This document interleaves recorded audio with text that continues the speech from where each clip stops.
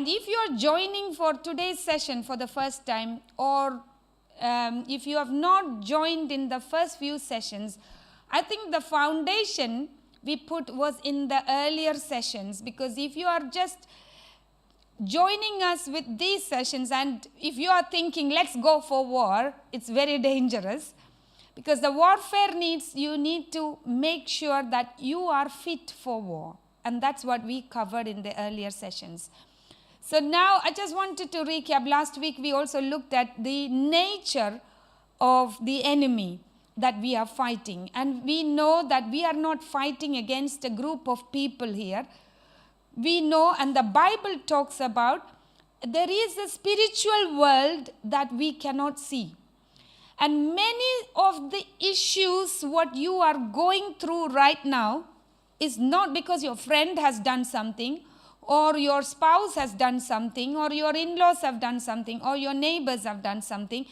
It's because there is a spiritual world out there that we cannot see with our own eyes, but the manifestations you can, or the consequences of the fight that is happening in the spiritual realm is manifested on your bodies. It could be as sicknesses, it could be as difficulties in your life, or it could be as struggles. I know I am now dealing with a person, no matter what they do, they are not getting an opportunity. A door is not opening, and it's been months. And it's not that the person is having no qualification. No. The person has got good qualification, the person has got good talents, abilities, but a door for a job is not opening. An opportunity is not opening. And many times, those kind of things, it's easy to say, yeah, I am just, it's a bad luck. You cannot just brush it aside saying that this is a bad luck, or my time is not up.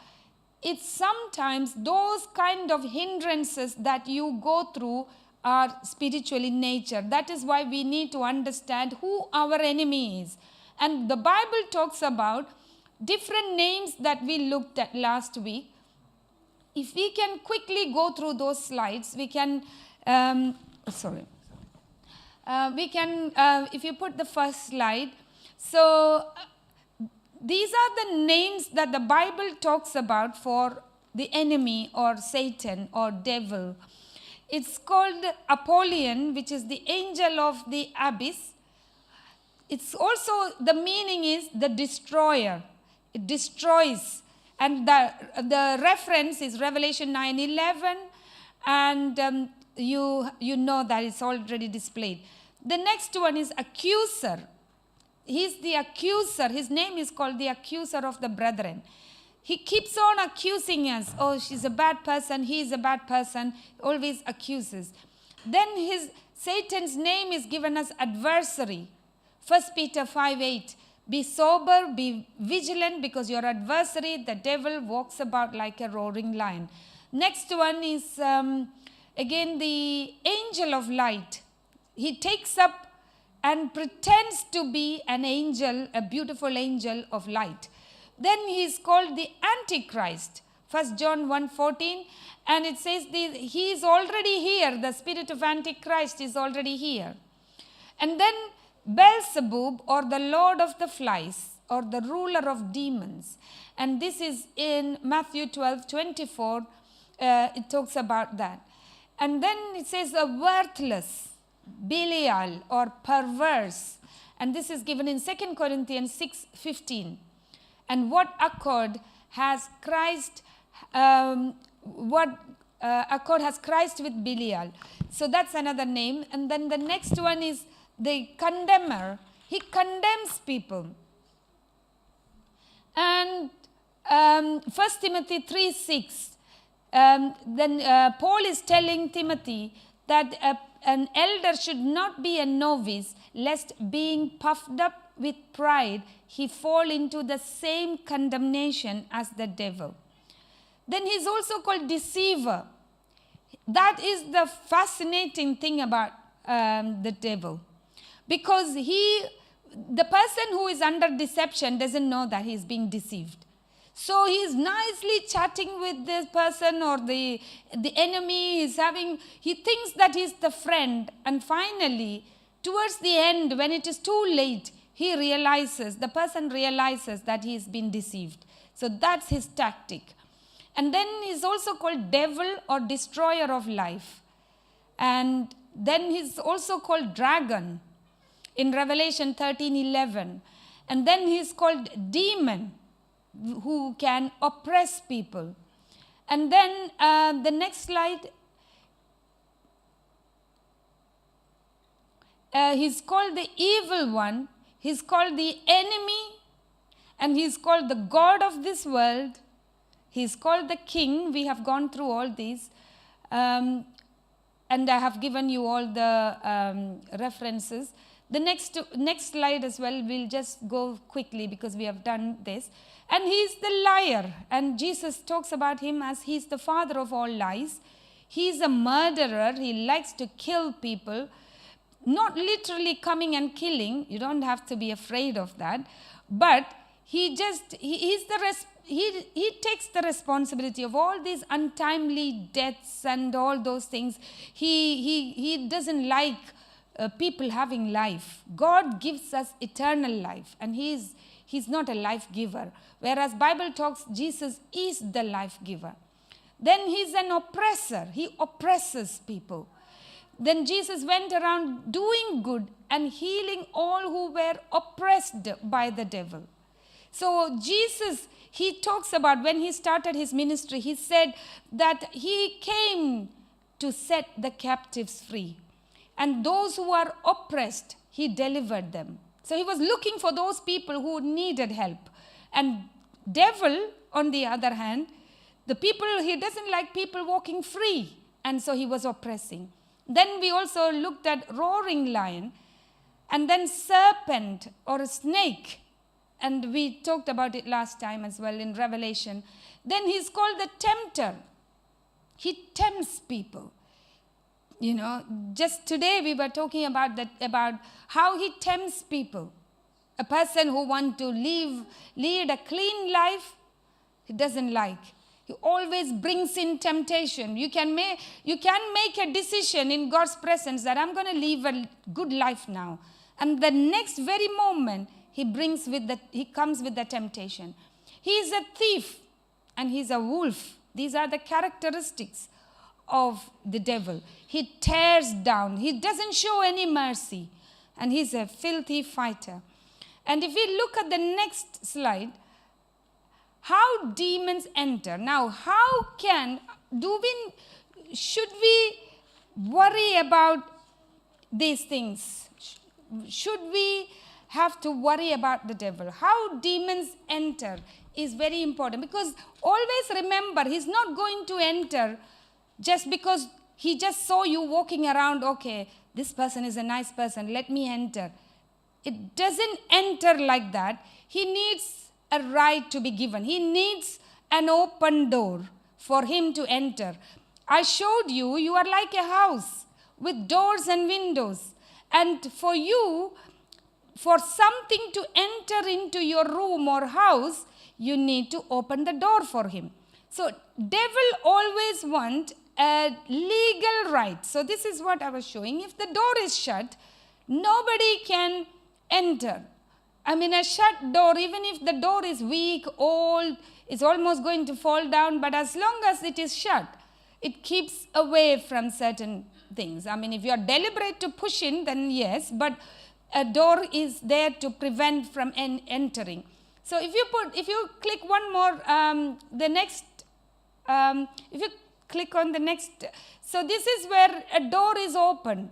When there is an open door, it invites things to come in.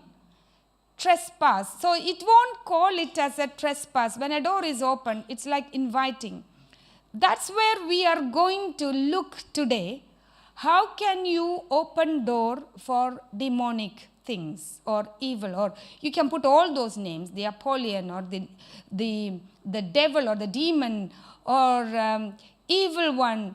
How can they enter? Okay. So the first one, how they enter, is one of the things that is very common these days. I want to address this, is the occult. Okay. And occult is if you display before this, Deuteronomy 18, 9 to 14, if somebody could read that. Deuteronomy 18, 9 to 14. When you enter the land the Lord Yeah. your God is giving you, be very careful not to imitate the detestable customs of the nations living there. Yeah. For example, never sacrifice your son or daughter as a burnt offering, and do not let your people practice fortune telling, or use sorcery, or interpret omens, or engage in witchcraft, or cast spells, or function as mediums, Mm-hmm. or psychics, or call forth the spirits of the dead. Anyone who does these things is detestable to the Lord. It is because the other nations have done these detestable things that the Lord your God will drive them out ahead of you. But you must be blameless before the Lord your God. The nations you are about to displace consult sorcerers and fortune tellers. But the Lord your God forbids you to do such things. So what we heard here, the first way is a description that God was explaining to the people of Israel in the Old Testament, is an instruction not to get involved in any occult or evil things. And there is a list of things that it talks about. And I wanted to also, just before we went, just before we go through this, we have actually looked into our own personal, before that goes into involving into occult, there is also our lives. We addressed about our personal life and our heart, how it can also open door. When we have unforgiveness, we looked into it, the personal or the secret sins in our heart. So that also can invite and open door to demonic, right? If we harbor unforgiveness, bitterness, offense, we have dealt with it in detail. The second area what we have as a recap, I want to just touch base, is also through family line generations. We looked into it. It can be a pattern, but again we said this, that if you come to the cross, if you come to Jesus, there is nothing, no demonic oppression that will stay if you come before Christ, because Christ can redeem you from any oppression. But there is a generational pattern that we need to address. And there is also in Luke chapter 13, there is Jesus, when he was going to the synagogue, there was a lady who came, a woman, who was bent, it says in one of the translation, bent twice or bent double. She was a woman who was oppressed, and Jesus specifically says there that she was oppressed for 18 years. I'm sure she was not oppressed like this from birth, because it says she was disabled, she was a woman. So she's not definitely a teenager, because if she was a teenager, they would have said it's a girl. But she's a woman. And so then Jesus is talking, I think towards the last one, verse 17, I think Jesus is telling the Pharisees that, because the Pharisees were telling Jesus, why did you heal her on the Sabbath day? But just before that, probably 16 then, he says, this dear woman, a daughter of Abraham. So she was a child of God. She was the person who was coming to church. She was a child of God. She was loved by Jesus. She was loved by God. But she was in bondage. So I asked the question last time, can Christians be demonized? Yes, they can. Because you can be right inside the church. You can be singing, you can be involved in any ministry, but you can still be oppressed. Jesus saw her and then she was released. He didn't care whether it was a Sabbath or not. She was released. So one of the thing is, Jesus is telling she was in bondage for 18 years. That means what happened before that 18 years? Something must have happened 19 years ago so that this demon who was oppressing her came into her. Because once she was free, that's what the text means. Because for 18 years, something must have happened and she was oppressed. Now, today's session, I know this is a Bible study, but today's session, there is a portion in the Old Testament. Let me just also say that as a context. You remember Elijah. Elijah, everybody is looking there, so I'm just getting distracted as well. So if you could just look at me, then I can also concentrate. I don't have a problem, but everybody's looking there, then my flow is going. Elijah was sitting in Jericho. And when he was sitting in Jericho, some of the people in Jericho came and told that, Lord, this place, there is a problem. I know this is a city set in a beautiful place. The location is brilliant because Jericho is called the city of palms. And so the place is absolutely brilliant. But there is a problem, Lord. The water is bitter and the place is unproductive. But I was actually looking in Hebrew, the original text, it says, I don't know Hebrew, but in the original text, it says, the land is causing miscarriage. That means, it's not that all ladies are having miscarriage. That doesn't, it may mean that, but what it means is, if you plant a crop, it's growing, but then halfway through something happens and everything is going down. You are starting a business, halfway through it was just coming up and then it just goes bad. So the land is unproductive. It is not able to bear any fruit. So what did Elisha do? He said, let's go to the source of this water. And he got a salt and then he went, looked for the source of that water supply. And then he put the salt at the source. So by listening to this Bible study, you are actually, I want to take you to the source. And while I am just telling a list of things that I can talk, it's an exhaustive list of things that how demons can enter into you, but some of them are not relevant for you. But what you need to do while you sit here is to examine and see where the source is. Only when you put and address the root cause, then you will have a healing. But sadly, many Christians, they want instant healing. What can I do now, today? I don't have time for more.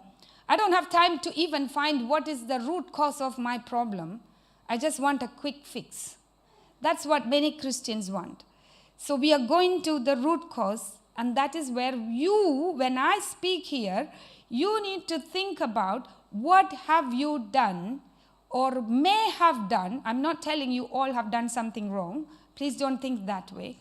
But what could be a reason your present situation is? Because I tell you, the Bible talks about all the blessings that are there. The Bible talks is for you. If God says you will have good health, you will have good health. If God says you will have long life, I mean, for everybody, God intends to have long life, good health, good circumstance, not having any financial difficulties. I'm not saying, don't take me wrong. You may go through financial difficulties, but not the whole entire lifetime. You may have ups and downs. Sometimes God wants to purify you. Sometimes God wants to test you. But then for 25 years you are in financial difficulty. That is not right. Yeah? So God's intention is to keep you safe and secure. But where is the problem? It's your duty to find out, why is this issue in my life? In my life. I have done this. That's why I can tell you. What is it? Okay, so the first one, I put it as meditation. Okay? This is now a big thing in this current generation. It's a big thing because I work in a place where everybody, in every conversation, mindfulness, well-being. I'm sure in schools there are sessions after sessions about all of this meditation, being about mindfulness, even walking mindfulness, the well-being, body, soul and mind. I remember when my son was in school, in primary school, I mean he's still in primary school, but in the smaller class, they used to have all these talks. I think when he was in year 3 or year 2, he was talking about, my well-being and mindfulness, and I was just looking at him, knowing that in our time we never had any mindfulness.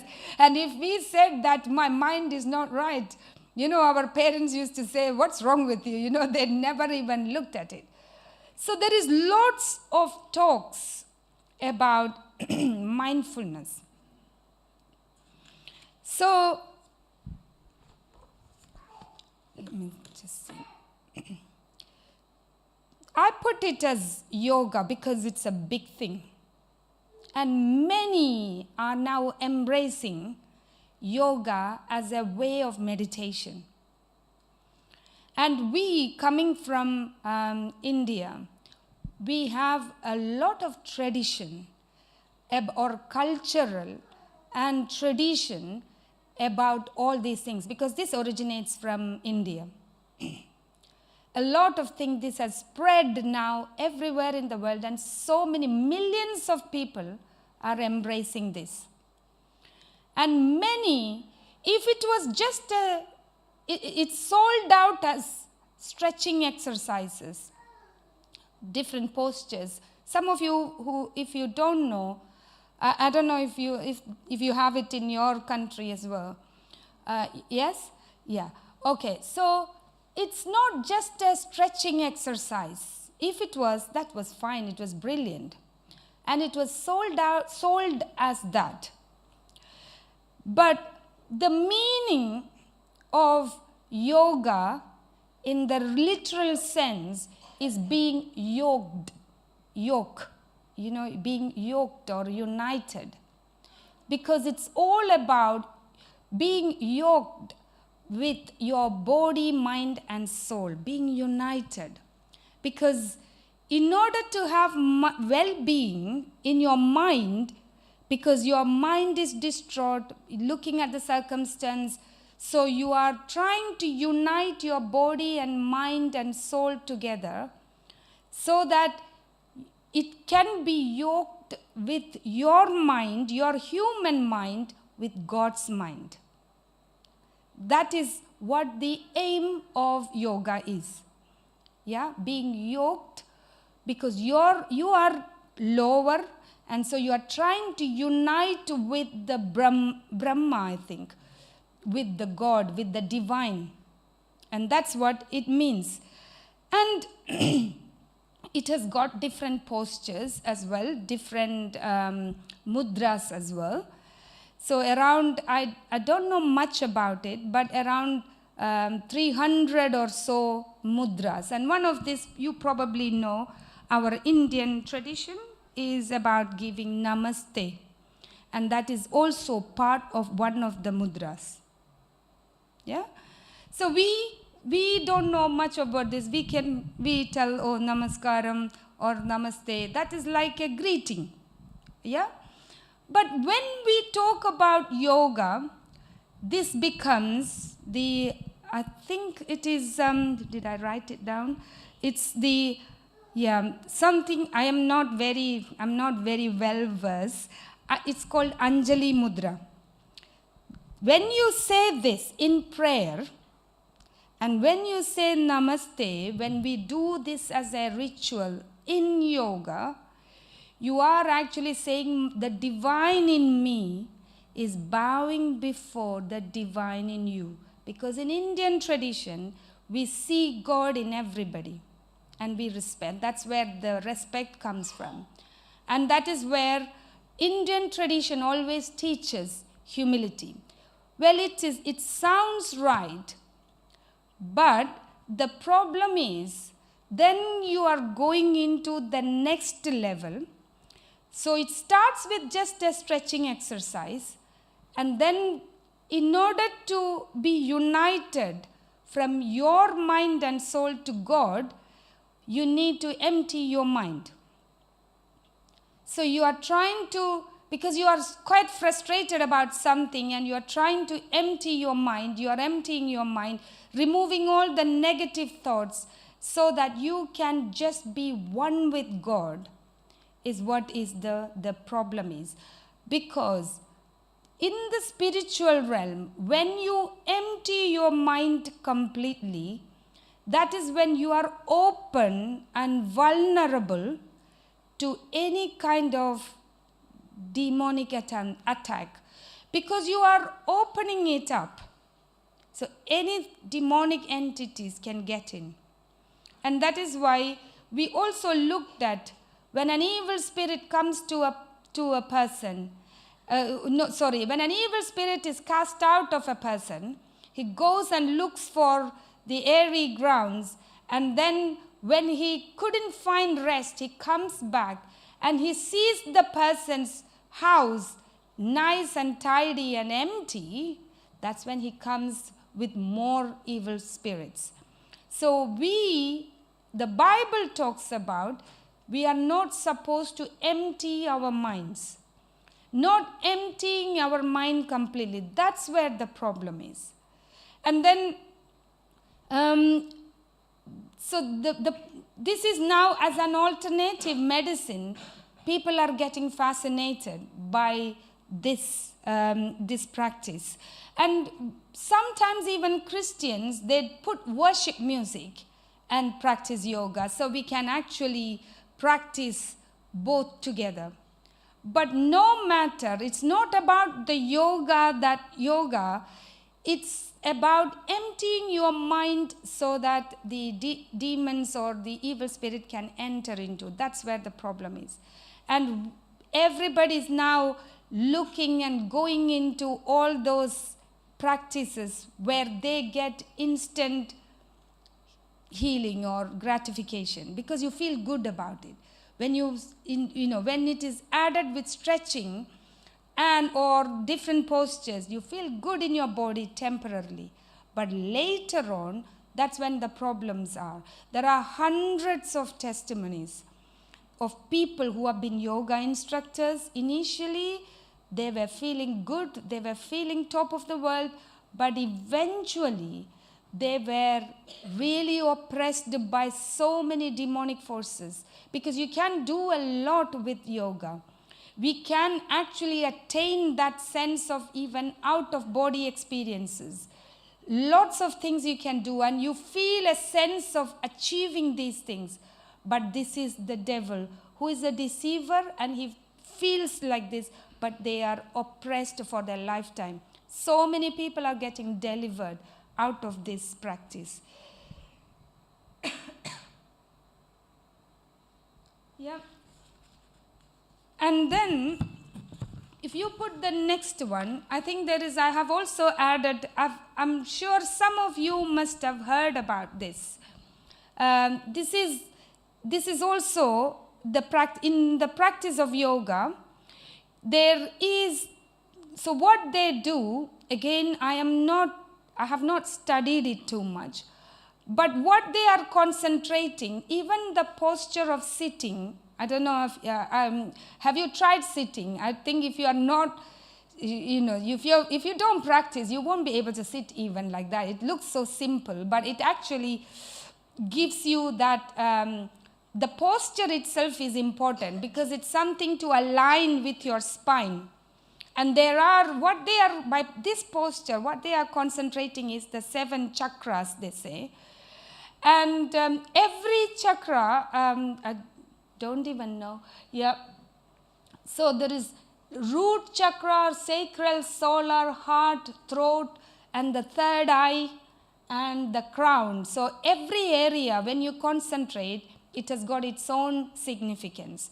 Now, these are, so, based on that, you have all those areas, they can sort out if there are any problems. So then when you go deep into it, every organ you can treat with this, yeah. So the next slide I have actually put it. So some of the things I know, you may not be practicing yoga and all this, but can you see, these are very fashionable now, because you can buy your jewelry or pendants with different chakras. You may not realize, oh, that's a cute one, that's a cool one, or sometimes people present it. So I've just put one name. So all of those has got its own spiritual significance. So the moment you are wearing it, what you are thinking is you are actually aligning with that. You are being yoked, knowingly or unknowingly. So that is where you need to be careful about. And there are lots of things as well that is connected to this. Now, I don't want you to explore too much, but there is a hidden danger, and it is a deception that you need to be cautious about. The next slide, please. Then, not only yoga, there are lots of other meditations as well, okay? I'm not saying just yoga is the one. Any kind of meditation, it sounds very inviting. And as I said, I think during my work, in my workplace, I think I have in every meetings or any kind of workshops that we do, we have to invite, or we do invite, psychologists. And many of the psychologists are trained to do mindfulness and mind and this meditation. And I have been in sessions of mindfulness where the psychologist will do kind of like talking therapy, kind of things, just so that the employees will have no other issues and their well-being is because people are now talking a lot about this well-being. And I've been in this situation where they will take you, and it's very awkward to go out of the setting. Yeah, so you go there, they will ask you to close your eyes, and lots of different types of meditations are there. And you cannot escape. This is a very common thing. I'm sure in schools as well you may have it. Meditation is a practice that involves focusing your mind on a particular object. It can be, there are different types of meditations. Thought or activity to achieve a state of mental clarity, because there is a lot of talk about mental fogging now. There is nothing very clear, and there are lots of consequences attached to it, like anxiety, very common in youngsters, like panic attacks. Then you are having quite a lot of stress about lots of things. But in this situation, people often refer them to meditation or meditation classes, talking therapies, mindfulness sessions. I was just talking to someone, and they are having a mindfulness session for 6 weeks class. So there are lots of things that is out there that we can be deceived as well. So it will provide calmness. It is a way to connect with your inner self, increase your self-awareness, and gain control over your thoughts and feelings. That's what meditation is. If you can put the next slide. So then there is a difference, because the Bible also talks about meditation. So meditation itself is not bad. But I have put here the key difference between any meditation, regardless of the type. The key reason of why this is not good is, one is focusing on self. You are looking into, you're closing your eyes and you are looking into yourself. And then you are then closing your eyes, you're looking into yourself, and then you are getting some personal insights. Okay, it could be even a person who doesn't believe in God can have this as concentrate on the self. Then the purpose of that meditation, a secular meditation, is self-improvement, spiritual enlightenment, and inner peace, a calmness. Doesn't have to be a God in the picture. Whereas the Bible talks about the meditation in a different way. So the focus is, you are focusing on God. And then the source of your meditation is you are meditating on the word. Because in many places, in Joshua, in Deuteronomy, in many places, in Psalms, it talks about meditating the word of God. That means you are reading the word and then you are rereading the word in your mind so that you try to understand, so that you can apply it into practice. So that is, you are meditating it with God, with the help of God. And the other thing is, it aligns with biblical truth, and you grow in Christ and you gain an inner peace with God. So what you are trying to do with other meditation is looking into yourself, and you are trying the possibilities within yourself and see how great you are. So when you finish the meditation, you feel a sense of, yeah, I'm great. So it's more concentration on self. Whereas when you are in the Christian perspective, when you are meditating, you are telling God, Lord, I am so tired. I'm not good by myself. But when I am weak, you are strong. You are going to hold my hand and I can walk with you. So when a Christian finishes its meditation, you come out with, yes, even though I walk through the valley of the shadow of death, you will be with me. That confidence that you are not alone, you are with God. That confidence that I am weak, God, I have no strength in me, but you are there. So that is over-reliance on God to take you to the places, to the next level. And then the next one, is that it? Oh, sorry. There are a few slides as well, probably. There isn't any? Wow. Sorry. So then it may not have saved. Okay. So we can actually, so I have put, there are a few other slides. So the types of meditation. Is there a similar, another one with the same? Yeah. Probably it is as a second one. So there is, in the meditation, what I was going through is there is another type of meditation called body scan meditation. Have you heard of this? Have you been to? I've been into that because in one of the sessions when so body scan meditation is, so our psychologist one day when I was calling it for a workshop, there was a team meeting. And the psychologist came and she did the session, and then in the end she did, let's do a meditation. And then she asked us to stay in a comfortable chair and then close our eyes. And then what they are trying to do is they focus your attention to every parts of your body. So they would take you through with certain, she will tell something and then you have to actually imagine that. So then they will say, focus on your hand, focus on your legs, focus on your stomach, focus on your breathing, focus on your eyes, see if there is any pain. So these are, I'm not saying all these are demonic, okay? It depends on, so you are actually focusing on each part of your body, so that sometimes if you had a traumatic experience, or if you had in any area of your emotion where you are hurt deeply, so that you can't verbalize it, what they say is you can address those areas and then they can direct the therapist there.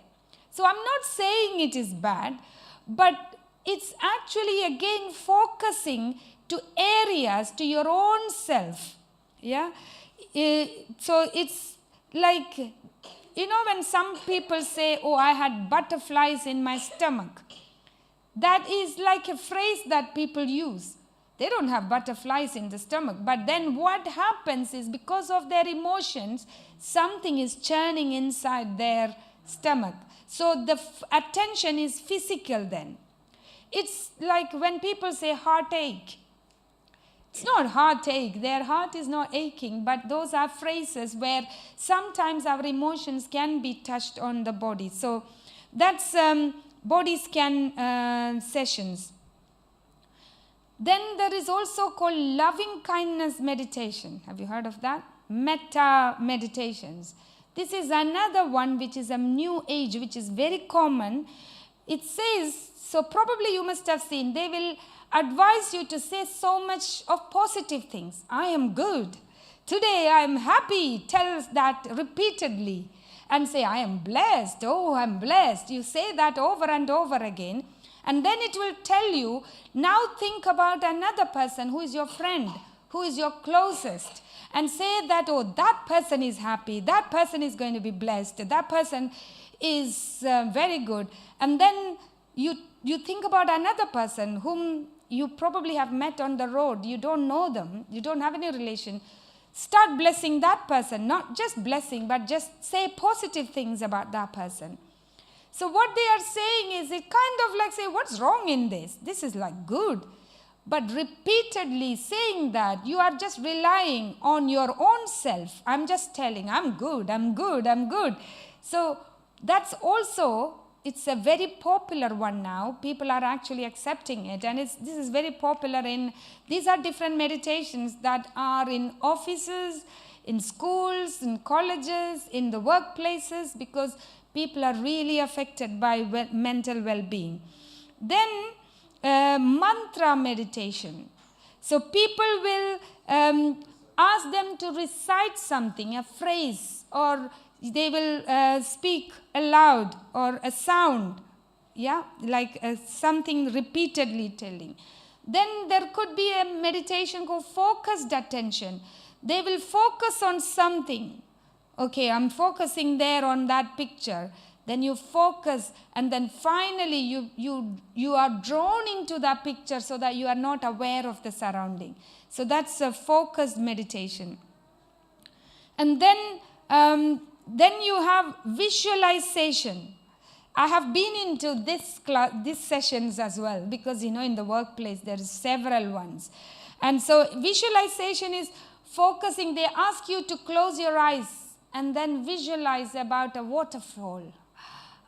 Picture a waterfall or a tree, and the tree is having there is a breeze and the flowers are, so they will take you, so you are actually trying to detach yourself from the feeling. So these are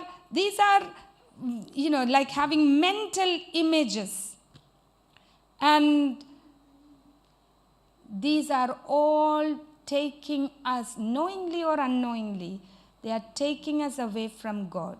I'm not saying if you are coming across with such meditations or anything, you can't sometimes walk out. You're not walking out. I mean, you don't want to be like rude to a class where it's only few people. But what you do is in any of these things, make sure you are not emptying your mind and you are not focusing without God.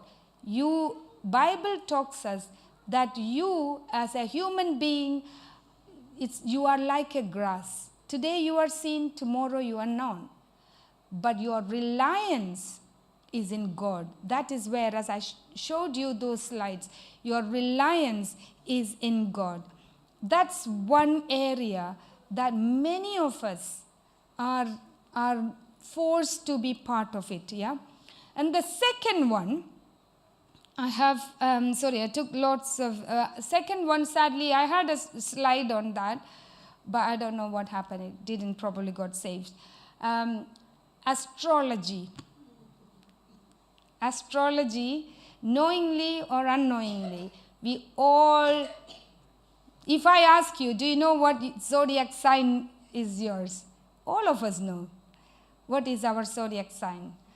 We used to, just out of curiosity, it's not because that we want to know about the future, but we all know that. And then sometimes in schools, I remember we used to say, oh, that's your your personality is based on your zodiac sign.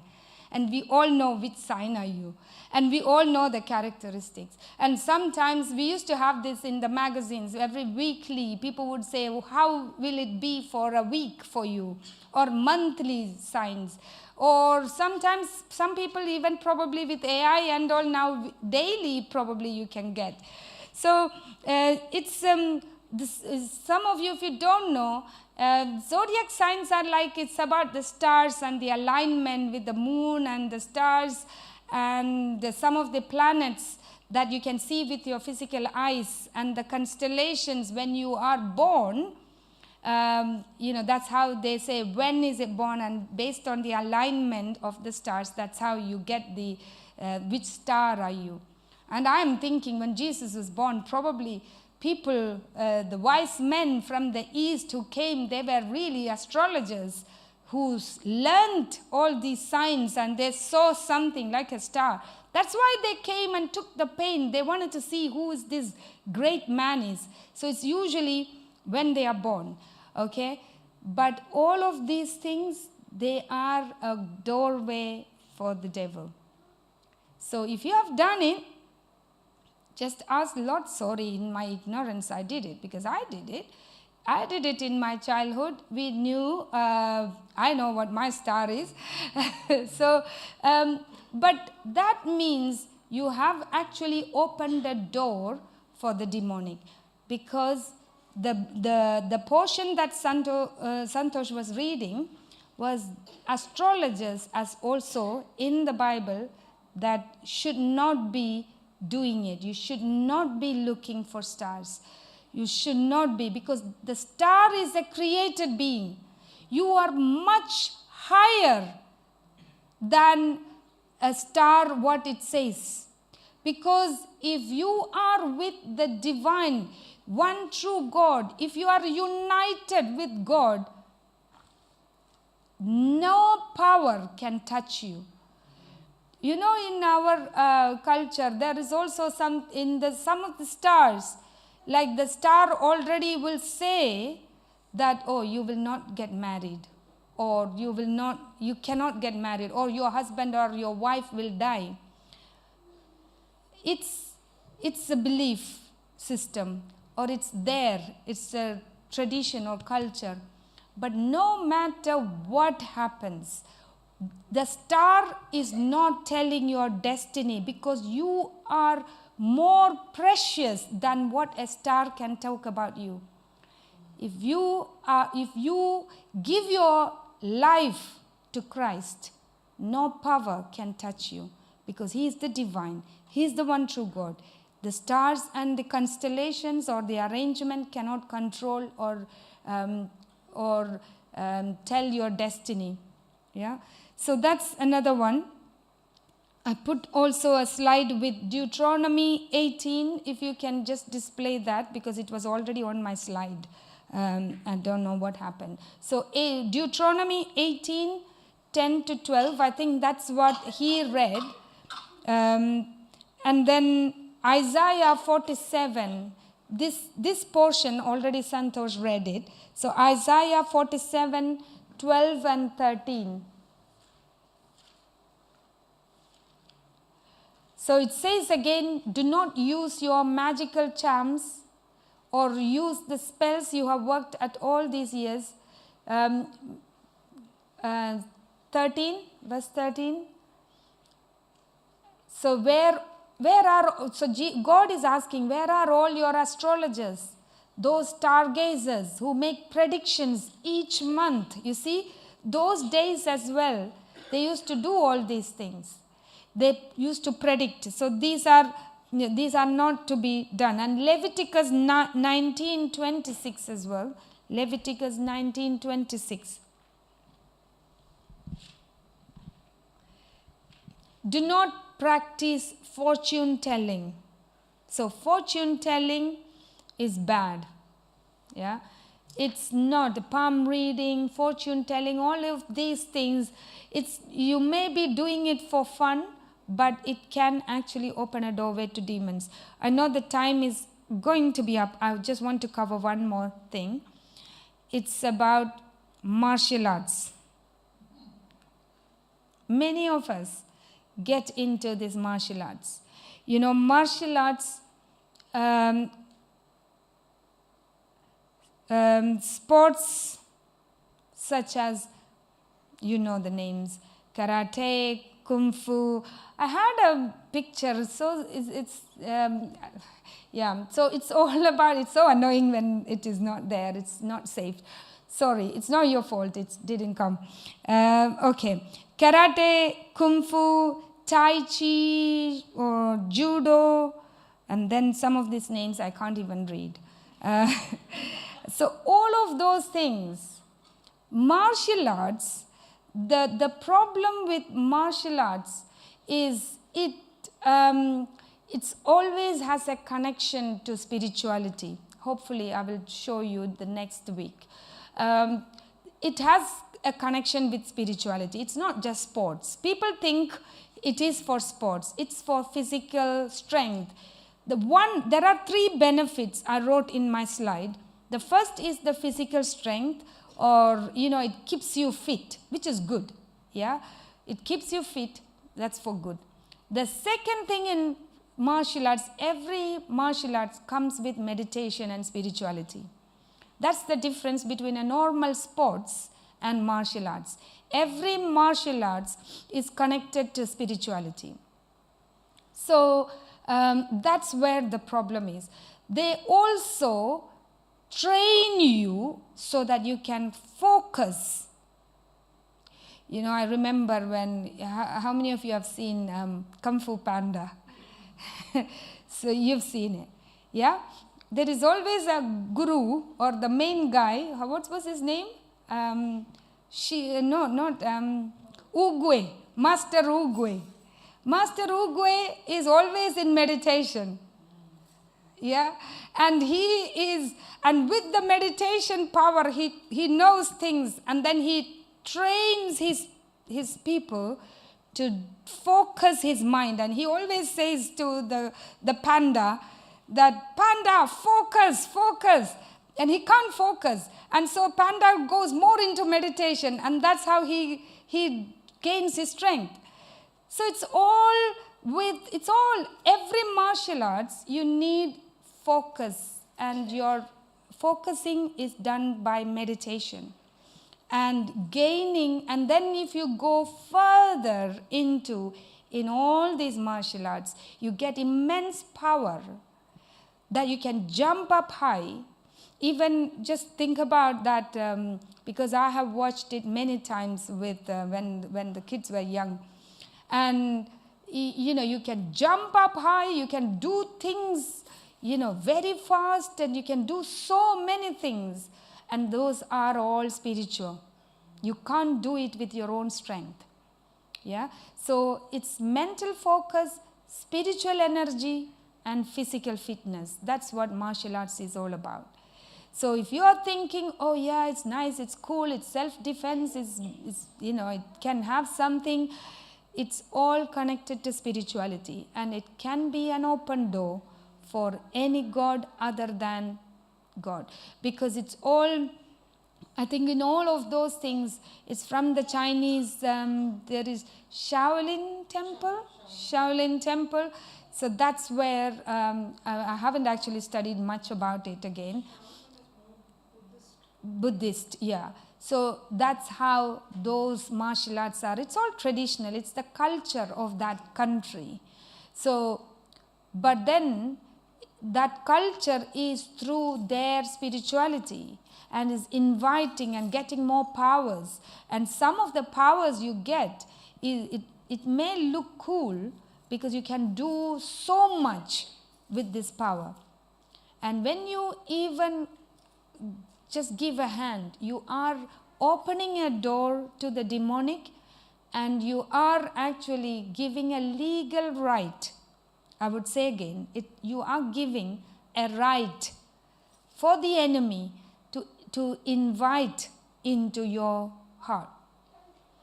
And then now once the enemy is inside, initially you may not feel anything, but as the days go by, as the months go by, it becomes like an oppression. And now you want to send it out because you are too tired of this. You can't, because now he's saying, you've invited me, that's why I came, and you cannot then push him out. A pastor, no matter how powerful is he won't be able to cast it out unless you tell that, if you tell the enemy to go out, because you invited.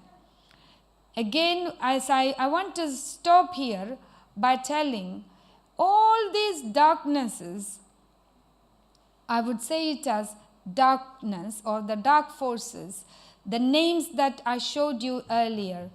You don't need to shout at them, you don't need to scream at them, you don't have to push that person so that the darkness will go out of the person. All you have to do is switch the light on. I'm sure when Pastor Tiju came to this hall, he didn't come here and said, let there be light. It didn't. All he has to do is switch the light switch on, and the light will come and the darkness will go. You don't have to shout at the darkness, let the darkness go. No, just switch the light. And what is the light? Bible says Jesus is the light of this world. If you are going through any kind of darkness, all you have to do is switch the light and the darkness will go. If you are afraid of something, if you are tired of any kind of oppression, if you are tired of anything that is not allowing you to progress in life, you just have to examine. You have to sit in God's presence. Many times we as Christians, we think, okay, I'm oppressed of something. Let me do more coming to church. Let me get involved in church more. Let me do this more so that the oppression will go. The oppression won't go by doing so much of these things, the church activities. The oppression will only go as Elisha did, find the root cause, sit in God's presence and ask God, Lord, I'm going through this struggle, this sickness, this oppression in my family, this difficulty in my life. What is the reason? And then go through a list of things, what you have done. And sometimes you may not know, it is quite unknowingly you have done it. But you can confess and you can say to God, Lord, I didn't know about these things, but help me, and I want to renounce it. I want to repent because it was my ignorance. I didn't know this. And I invited the demonic powers without knowing it. And I ask forgiveness. And when you confess and ask Jesus to come into your life, the peace, the calmness, everything that you lack, you will get it. Because He is the source of everything. And that is what even in our tradition, We have an age old, you all must have studied. It's called Tamasoma, Sadgamaya. Asatoma Sadgamaya, Tamasoma Jyotirgamaya, Mrityoma Amridamgaya. That means lead me from the lies or the falsehood to the truth, from darkness to light, from death to life. That's the simple meaning of that. That's a prayer. Traditionally, we in our country, we used to pray that. That means it's a constant prayer, no matter what the religion is. People are frustrated. They want to go. Nobody wants to be in the falsehood. Nobody wants to be in darkness. Nobody wants to be in death or oppression. Everybody wants to have that eternity. That's the prayer from traditions, from years before. People started praying. And it's only through Jesus that life comes. Because he said, I have come here to give you life, for eternal life, abundant life. And everything what you lack, no matter how much you try to replace it with any kind of things, it's only God who can give us that eternal life and abundant life. And I just want to stop here, 3 minutes over. Any quick questions? Like last time, we can either write it down and address it next week, or if you have any questions, I'm happy to answer.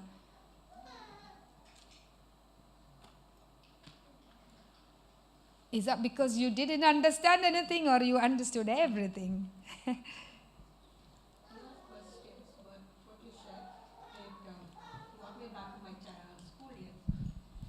didn't know the name body scan meditation, but every time I hear the word meditation, it quickly takes me to our moral science class in class 12. The reason why I think of that is, I remember one of my classmates and I, who's a Christian, one of the moral science classes, we were not there. And after we, I can't remember where we went, was we involved in some sports or something, and though we were not in class. And when we went back to class, those who were there in the moral science class, they're like, oh, Roslyn, they know you missed it. It was so great. We were having yoga and something. And like, hey, what yoga? I'm definitely not missing anything. Come the week after that, though, we didn't have an excuse to not be in the class. And we were stuck in class. Let's put it that way. We were stuck in class. And the teacher comes in. She's a Catholic. And Muslim students will go for their Quran lessons, and the rest of us would be in class. And again, all of them are saying, ma'am, we want to do yoga again. We are like, and I are looking at each other. We don't want to do anything. So we were sitting next to each other, and we held hands, and we slowly started praying. And ma'am is just continuing with her classes, same thing, the same, observe your head, your body parts and all this thing. And I'm like, oh God, what kind of rubbish is this? And Hindus are there. And there's this one girl, Mona, who's a Hindu. The first time it happened, we are praying on the other side. She becomes very sick, and she said, ma'am, I need to go, I feel like throwing up. She goes, comes back, but the rest of them want to continue. They again have another session. But by the time the second session happens, and I are sitting and praying, or they're quite holding hands and praying. Somehow the class got disrupted.